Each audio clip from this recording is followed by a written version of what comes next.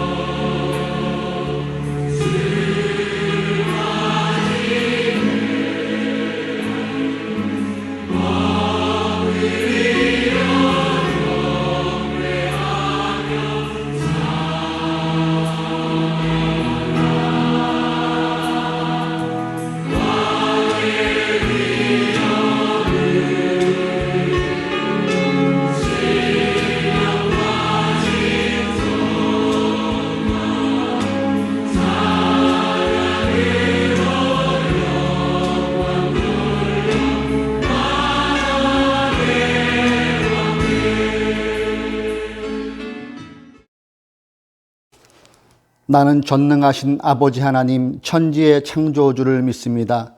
나는 그의 유일하신 아들 우리 주 예수 그리스도를 믿습니다. 그는 성령으로 잉태되어 동정녀 마리아에게서 나시고 본디오 빌라도에게 고난을 받아 십자가에 못 박혀 죽으시고 장사된 지 사흘 만에 죽은 자 가운데서 다시 살아나셨으며 하늘에 오르시어 전능하신 아버지 하나님 우편에 앉아 계시다가 거기로부터 살아있는 자와 죽은 자를 심판하러 오십니다. 나는 성령을 믿으며 거룩한 공교회와 성도의 규제와 죄를 용서받은 것과 몸의 부활과 영생을 믿습니다. 아멘. 찬송가 8장으로 하나님께 영광 올리시겠습니다. 거룩 거룩 거룩 전능하신 주님, 이른 아침 우리 주를 찬송합니다. 거룩 거룩 거룩 자비하신 주님, 성삼위일체 우리 주로다. 거룩 거룩 거룩 주의 보좌 앞에 모든 성도 멸류관을 벗어드리네. 천군 천사 모두 주께 굴복하니 영원히 위에 계실 주로다. 거룩 거룩 거룩 주의 빛난 영광 모든 죄인 눈 어두워 볼 수 없도다. 거룩하신 이가 주님밖에 없네.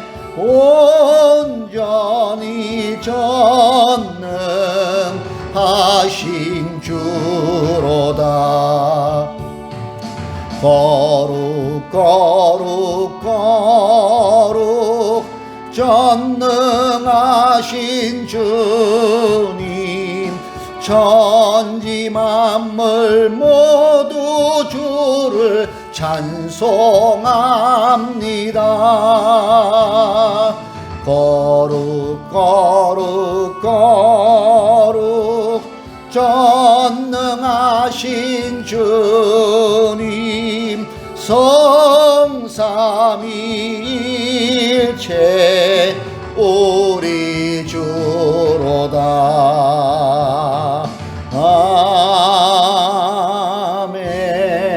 아멘. 할렐루야. 푸르름이 날마다 되어가는 계절의 요한 5월에 예배당에 나와 또 하나님을 예배할 수 있도록 우리의 마음을, 우리의 발걸음을, 우리의 환경을 인도하여 주신 하나님, 감사와 영광을 주님께 드립니다. 이 시간 예수 그리스도의 보배로운 피로 우리의 모든 죄를 정결케 씻어 주셔서 온전히 하나님만 예배하는 예배되게 하여 주옵소서. 이 시간 먼저 나라와 민족을 위해 기도합니다. 이제 열흘 앞으로 다가온 지방선거가 있습니다. 하나님께서 함께하여 주시고 또 모든 지방선거 가운데도 주님이 동행하여 주셔서 하나님의 마음에 합한 자, 국민을 사랑하는 자, 말뿐이 아닌 실천을 옮기는 그런 후보들이 뽑혀질 수 있도록 이번 지방선거위에도 하나님의 크신 은혜가 동행하여 주시기를 기도합니다. 하나님을 높이고 복음으로 이웃을 섬기는 사도행전의 건강한 공동체의 그 비전을 가지고 이제 하늘빛 구름교회가 달려온 지 10주년을 맞이하게 됩니다. 6월 5일 창립 10주년 기념 감사 예배 위에도 우리 성령님께서 함께하여 주셔서 지금까지 인도하신 하나님께 감사와 영광을 올리는 귀한 기념 감사회가 예배가 될 수 있도록 준비하는 모든 과정도 주님 동행하여 주시기를 간구합니다. 이날 세우시는 강사님들을 위해 성령으로 기름 부어 주셔서 합당한 말씀이 전해지게 하여 주심으로 우리 하늘을 부르는 교회가 새롭게 펼쳐질 그 10년을 힘차게 뛰어갈 수 있는 귀한 시간들 되게 하여 주십시오. 이 시간 주님을 사랑하는 마음으로 귀한 예물 드리는 손길이 있습니다. 11조를 드립니다. 주일헌금을 드립니다. 감사헌금을 드립니다. 주님께서 기쁨으로 받아주시고 이 물질이 쓰여지는 곳에 하나님의 나라와 의를 구하는 귀한 물질로 쓰여지게 하여 주시고 들은 손길 위에도 주님 복의 복을 더하여 주옵소서. 이 시간도 성령님을 인정하고 환영하고 모셔드립니다. 오직 성령님께서 이 예배 가운데 좌정하여 주시고 온전히 하나님만 예배하게 하여 주옵소서. 나누는 말씀 가운데도 우리 속에 깨달음이 더하여 주셔서 깨달음을 가지고 한 주간도 주의 말씀 붙잡고 세상에 나아가 승리하며 하나님의 영광을 드러나는 귀한 삶을 살게 하여 주옵소서. 시정을 주님께 의탁하오며 우리를 구원하여 주신 예수님의 이름으로 기도드립니다. 아멘.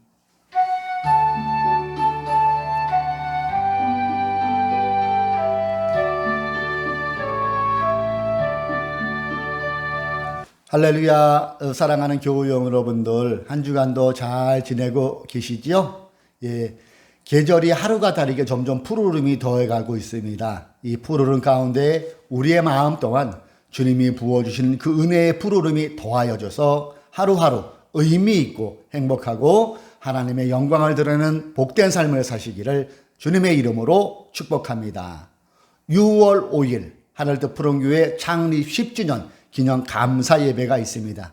이날은 여러분 제가 광고를 계속해서 드리는데 스케줄 잘 조절하시고 10시 반부터 그날은 30분 당겨서 예배를 드릴 예정입니다. 우리 교우님들께서는 10시까지 교회로 오셔서 하나님께 영광 돌리는 창립 10주년 기념 감사 예배에 동참해 주실 것을 권면드립니다. 하나님이 성령님이 이 시간 우리와 함께 하여 주십니다. 아멘. 자, 우리 오늘 하나님의 말씀 갈라디아에서 계속 읽고 있는데요. 갈라디아서 오늘은 3장 26절부터 29절까지 읽어보도록 하겠습니다. 제가 가진 성경 개역개정으로는 신약 성경 약 106면쯤에 있습니다. 여러분은 모두 그 믿음으로 말미암아 그리스도 예수 안에서 하나님의 자녀들입니다. 여러분은 모두 침례를 받아 그리스도와 하나가 되고 그리스도를 옷으로 입은 사람들이기 때문입니다. 유대 사람도 그리스 사람도 없으며 종도 자유인도 없으며 남자와 여자가 없습니다. 여러분 모두가 그리스도 예수 안에서 하나이기 때문입니다. 여러분이 그리스도께 속한 사람이면 여러분은 아브라함의 후손이요 약속을 따라 정해진 상속자들입니다. 아멘. 본문을 근거로 하여서 우리는 그리스도 예수 안에서 하나입니다. 이러한 제목으로 우리 본문을 중심으로 말씀을 나눕니다. 예루살렘 교회 지도자들은 안디옥 지역에 세워졌다는 이방인들과 유대인이 섞여 세운 안디옥 교회가 궁금해서 견딜 수가 없었습니다. 유대인보다 이방인들이 더 많은 안디옥 교회, 과연 어떤 교회일까? 이들은 궁금했어요. 과연 제대로 된 신자들이 있을까? 그들은 할례받지 않은 사람들인데 그래도 괜찮은 건가? 이런 여러 가지 궁금증이 그들의 마음을 흔들었습니다. 예루살렘 지도자들은 이 부분에 대해 의구심을 갖고 있다가 이에 대한 진위를 파악해 보려고 베드로 사도가 직접 안디옥 교회를 다녀오기로 결의를 내립니다. 베드로 사도 역시 이 부분이 궁금했던 차에 서둘러 안디옥 교회를 방문했고 안디옥 교회 성도들은 사도 베드로를 뜨겁게 환영해 주기도 합니다.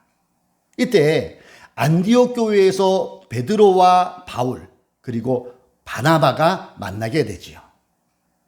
안디옥 교회에서 베드로는 약 한 달여간 머물면서 신자들에게 자신이 만났던 예수님 이에 대해 자세히 설명하며 설교를 합니다. 물론 이때는 신약 성경 자체가 한 권도 없을 때였고 모든 것이 말로 전해지는 시절이었어요. 그리고 거의 대다수의 사람들은 글을 읽을 줄도 모르고 쓸 줄도 모르는 문맹이 굉장히 높은 당시였어요.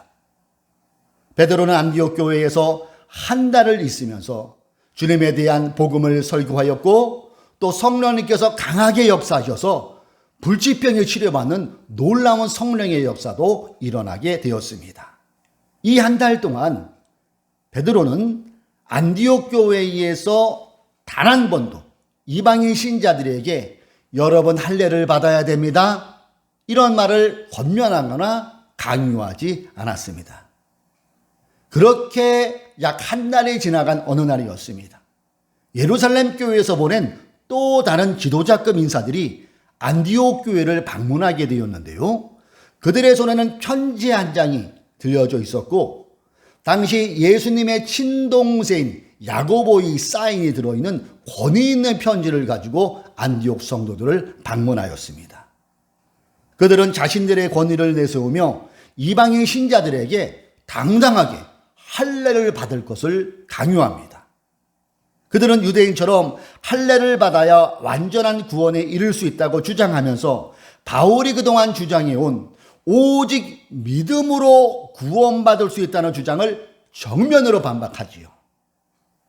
이들의 권위에 찬 주장에 이방인 신자들은 혼란스러워지기 시작합니다. 교회 안 분위기가 언제 폭탄이 터질지 모르는 긴장감이 맴돌아요. 그러다가 그 일이 식사 시간에 터져버리고야 맙니다. 식사 시간이 되자 이 예루살렘에서 내려온 유대 지도자들은 자신들의 자리를 따로 요구합니다. 그 이유가 율법의 이방인들과는 같이 앉아서는 안 되기 때문이라는 것이었습니다. 이들이 내려오기 전까지 베드로 사도는 이방인 신자들과도 전혀 개의치 않고 교제를 하고 식사도 아무 거리낌 없이 먹었는데 예루살렘 지도자들이 내려온 다음에는 눈치를 보는 거예요. 특별히 식사 시간에. 그러더니 슬그머니 유대 지도자들이 앉아있는 곳으로 자리를 옮깁니다. 베드로의 이러한 행동을 바나바도 보고 그도 베드로를 따라 슬그머니 이방인들이 앉아있던 자리에서 유대 지도자들 쪽으로 자리를 옮겨버립니다. 베드로와 바나바의 이 모습을 바울이 보았고 바울의 눈에서 불꽃이 튀어버려요. 자리에서 일어난 바울이 천천히 성큼성큼 베드로에게 다가가 손을 가리킵니다. 그리고 단호하게 큰 소리로 그 장내에 있는 모든 사람이 들을 정도로 이렇게 베드로를 힐난합니다. 나면서부터 유대인의 사도님은 유대율법을 버리고 이방인처럼 살고 계십니다. 그런데 왜 사도님이 버린 유대율법을 여기 모인 이방인 신자들에게 지키라고 암묵적 지시를 내리십니까? 예루살렘에서 내려온 지도자들이 부담이 됩니까?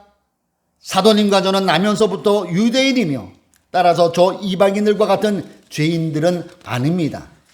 그러나 우리 유대 그리스도인들은 우리가 하나님께 의롭게 된 것이 율법에서 온 것이 아니라 오직 예수 그리스도를 믿는 믿음에서 왔다는 것을 잘 압니다. 그러므로 우리는 예수 그리스도를 믿게 되었고 믿고 있습니다. 그리고 하나님이 우리를 받아들이신 것은 우리가 율법을 지켰기 때문이 아니라 그리스도를 믿는 우리의 믿음 때문이었습니다. 그 누구도 율법을 지키는 것으로 구원받을 수 없기 때문입니다. 하물며 왜 베드로 사도는 이런 행동을 하십니까? 이렇게 강하게 베드로의 얼굴이 빨개질 정도로 힐난을 하지요. 베드로와 예루살렘에서 내려온 유대인 교회 지도자들에게 이렇게 말한 바울이 이번에는 뒤를 돌아서 식탁에 앉아있는 이방인들을 바라봐요. 그들을 쭉 훑어보면다가 이렇게 말합니다. 사랑하는 안디옥 교회 신자 여러분, 특별히 이방인이라고 생각하는 신자 여러분, 여러분은 유대인들에 비해 결코 뒤지지 않고 열등한 사람들이 아닙니다. 왜냐하면 하나님 앞에서는 누구도 차별받지 않기 때문입니다. 이렇게 바울이 얘기를 하지요. 그러면서 일부러 바울은 몰골이 초라한 이방인 신자들이 앉아있는 테이블로 가서 딱 앉아요. 그리고 주방을 향해서 큰 소리를 외칩니다. 여기요, 돼지고기 좀 많이 갖다 주세요. 당시 유대인들은 돼지고기를 율법으로 먹으면 안 되거든요. 이 소리에 안디옥 교회 신자들이, 특별히 이방인 신자들이 와 하는 함성과 함께 박수가 터집니다. 지금까지 내용이 갈라디아서 2장과 3장을 제가 여러분에게 말씀드린 거예요. 자, 이 내용을 마음에 새기면서 오늘 본문의 핵심 구절이라 할 수 있는 28절을 우리 다 함께 읽어보겠습니다. 유대 사람도 그리스 사람도 없으며 종도 자유인도 없으며 남자와 여자가 없습니다.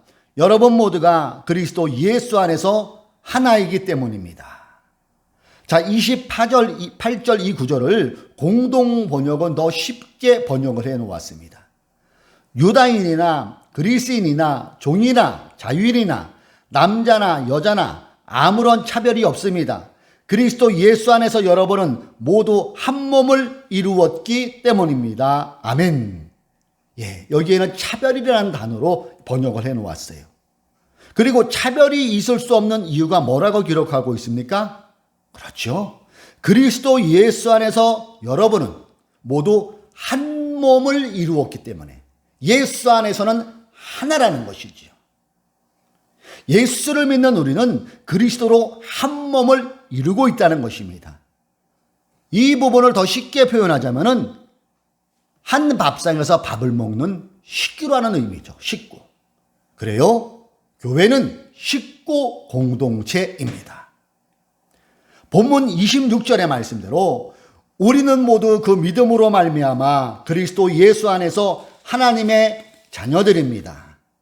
27절의 말씀대로 우리는 모두 침례를 받아 그리스도와 하나가 되고 그리스도를 옷으로 입은 식구들입니다. 그런데 여러분, 식구끼리 차별해서야 되겠어요? 당시 유대 그리스도인들은 오랜 전통인 할례라는 율법을 교회 공동체에 끌어들였고 교회 안에서 이방인들을 차별과 차등을 적용했어요. 그리스도의 거룩한 공동체를 갈라치게 하였다는 거예요. 이에 사도 바울이 격분해서 분노를 표출하는 거죠. 예루살렘에서 내려온 유대 종교 지도자들 때문에 눈치를 보느라 잠시 주춤했던 베드로 역시 이 사실을 알고 있었어요. 사도행전 10장에 나오는 고넬료 사건을 통해 하나님은 유대인뿐만이 아니라 이방인도 차별 없이 구원하고 계시다는 것을 그는 알고 있었어요. 단지 오랜 할례 전통과 예루살렘에서 내려온 다른 지도자의 눈치를 유난히 살피다가 베드로가 부자연스러운 그런 행동을 하였다는 것이죠. 예루살렘 교회에서 내려온 저들의 차별적 행동은 차별받는 사람에게는 열등감을 일으키게 하고 수혜감 그리고 모명감을 주기에 충분한 행동들이었어요. 무엇보다도 교회 공동체에서는 차별이 존재해서는 절대 안 되는데 저들은 할례라는 율법으로 차별을 단행했다는 것이지요. 그러나 저들의 이러한 율법에 의한 차별은 주님이 원하시는 방향은 결코 아니었다는 것입니다. 여러분, 우리가 사복음서에 나오는 주님의 공생애를 이렇게 살펴보세요. 주님은 사람을 결코 차별하거나 차등을 두시지 않으셨어요. 오히려 차별과 차등을 너무 안 하셔서 유대 종교 바리새인들을 비롯한 유대 종교 지도자들에게 오해와 질타까지 받으셨잖아요. 간혹 예수님의 제자들이 차별적 사람에 대해서 차별적 시도를 하려고 할 때에도 주님은 단호하게 차별과 차등을 못하게 막으셨어요. 마가복음 10장 14절을 읽어볼게요. 사람들이 어린아이들을 데리고 와서 쓰다듬어 주시기를 바랐다. 그런데 제자들이 그들을 꾸짖었다. 그러나 예수께서는 이것을 보시고 노하셔서 제자들에게 말씀하셨다.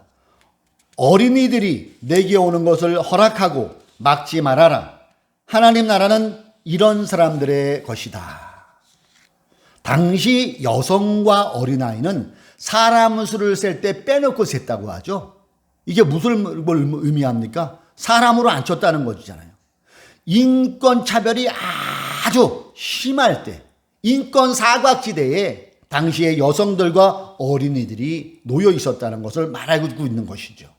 그러나 이러한 상황 속에서도 우리 주님은 어린아이조차도 절대 차별하거나 차등을 주지 않으셨다는 것을 우리가 알아야 될 것입니다.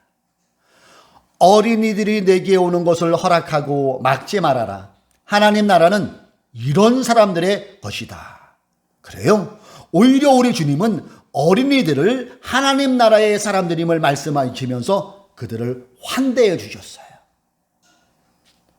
지나온 인류 역사를 봐도 차별과 차등은 수많은 생명들, 정말로 소중한 생명들을 죽어가는 일을 자행했던 일이 있었습니다. 이것이 역사에 기록되어 있잖아요. 여러분, 독재자 히틀러, 그의 인종차별은 끔찍한 홀로코스트 대참사를 일어나게 하였습니다. 독재 나치는 독일 국민들을 단결시키기 위해 히틀러 자신을 지지하게 만들려고 타민족과 차등짓기를 정책적으로 시도했어요. 나치스 자위신들을 우월한 인종, 그래서 아리안족의 후예라고 칭하면서 우월함을 내세워 타인종을 미개인 취급했지요. 1차 세계대전 발발국이라는 이유로 말도 안 되는 배상금으로 허덕이던 독일은 당시 경제적으로 부유했던 유태인들을 주목했어요. 그리고 그들을 편가르기를 합니다. 당시 홀로코스트는 유럽 내 유태인 900만 명 중에 3분의 2인 600만 명이 죽는 정말로 끔찍한 사건이었죠. 그 외 장애인과 나치당을 정치적으로 반대한다는 이유로 그들 또한 무차별하게 학살했죠.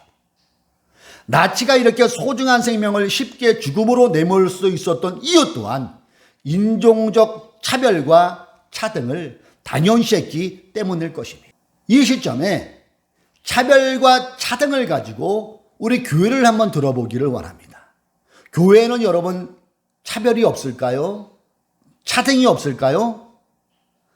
예루살렘 교회 지도자들이 안디옥 교회의 할례 율법으로 차별을 조장하여 유대인 그리스도인과 이방인 그리스도인을 편가르게 한 것처럼 오늘날에도 교회 공동체에 존재하는 차별은 보이지 않는 벽을 만들어 버렸어요. 지금도 교회 안에서는 은연중에 안 그런 것 같지만 차별과 차등을 당하는 신자들이 존재하고 있다는 사실입니다.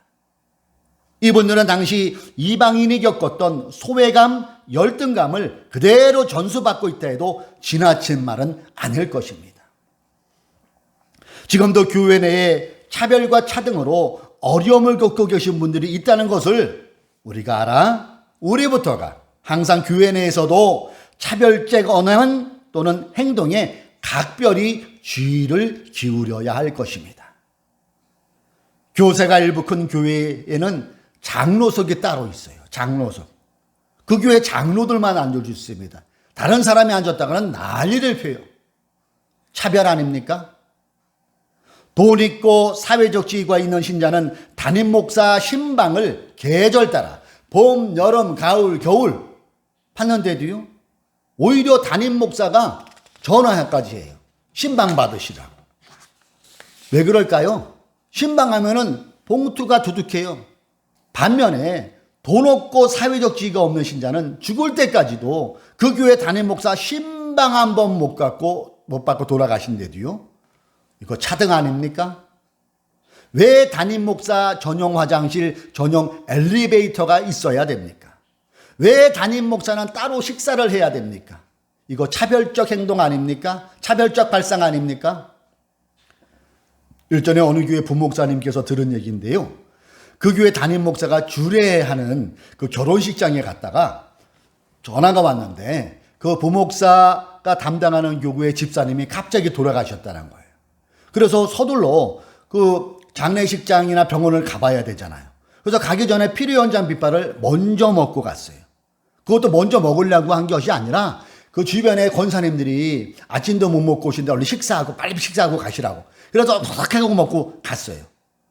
결혼식이 다 끝나고 담임 목사가 들어와서 이 사실을 알았어요. 담임 목사가 어땠을까요? 노발대발하면서 어디 건방지가 담임 목사가 식기도도 안 하고 입도 되기 전에 부목사가 음식에 손을 대 난리를 쳤다는 거예요. 여러분 담임 목사 입은 금태 둘렀습니까? 본문에 나오는 할례의 율법이 유대인 신자와 이방인 신자를 갈라치기에 이방인 신자들이 상처받고 수치심을 느꼈던 것처럼 오늘날에도 사회적 지위와 재산의 많고 적음이 신자들에게 할례처럼 작용하고 있는 것을 보면서 교회의 주인 되신 예수님의 마음이 많이 아프실 것 같아요. 사랑하는 교우 여러분, 그리고 유튜브로 함께 예배에 동참하는 여러분, 저와 여러분이 예수를 믿음으로 그리스도의 옷을 입고 있다면, 그리스도와 한 몸이라면, 아브라함의 약속을 따라 정해진 상속자들이라면 교회 공동체에 차별과 차등이 존재해서는 절대 안 될 것입니다. 더 나아가 내가 일하는 직장에서, 가정에서, 이웃 공동체에서 또한 차별적 생각과 차등적 행동에 주의하는 그리스도인이 되어야 할 것입니다. 물론 사회생활은 담당하는 일에 따라 업무가 나누어지고 상하관계는, 업무상의 상하관계는 존재할 것입니다. 그러나 회사 업무상에서 수직관계이지 사적인 데까지 지나치게 수직관계를 요구하는 것은 분명히 문제가 있을 것입니다. 국가의 공권력 또한 예외는 아닐 것입니다. 국민에 의해 선출된 공권력을 사적인 이익을 챙기는 데 사용한다면 그때부터 평등은 사라지고 차별이 생겨버리는 것이지요. 공권력은 국민을 위해 원칙에 입각하여 공정하게 사용되어질 때 공권력의 기능이 제대로 발휘되는 것이지요. 일부 특정 기득권의 이익 유지에 공권력이 사용되어진다면 차별 없고 평등한 세상은 점점 멀어지게 될 것입니다. 그리스도의 몸인 교회가 먼저 차별과 차등을 경계하고 멀리하며 내가 일하는 일터에서 차별과 차등에 주의하고 국가적으로 원칙과 공정이 차별 없이 적용되어질 때 교회는 교회답게, 나라가 나라다운 나라, 더 나아가 하나님의 나라가 이 땅에도 실현되는 그날이 임하기를 간절히 소망합니다.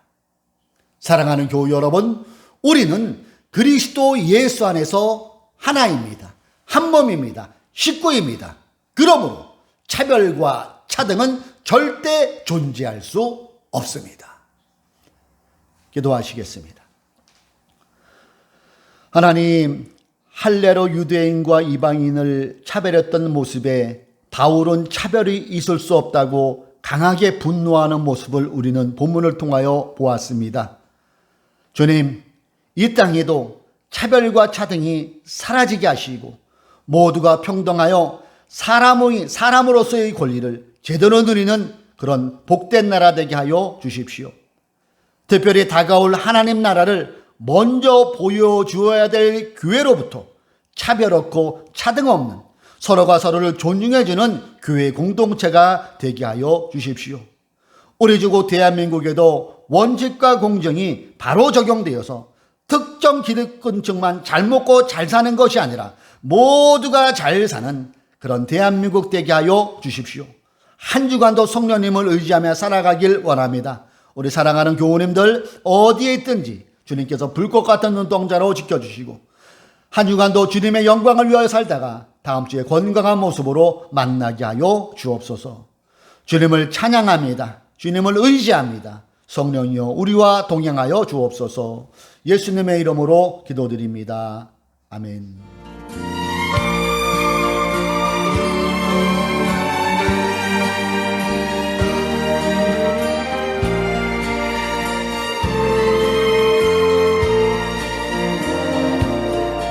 밤 깊도록 동산 안에 주와 함께 있으려 하나 괴로운 세상에 할 일 많아서 날 가라명하신다.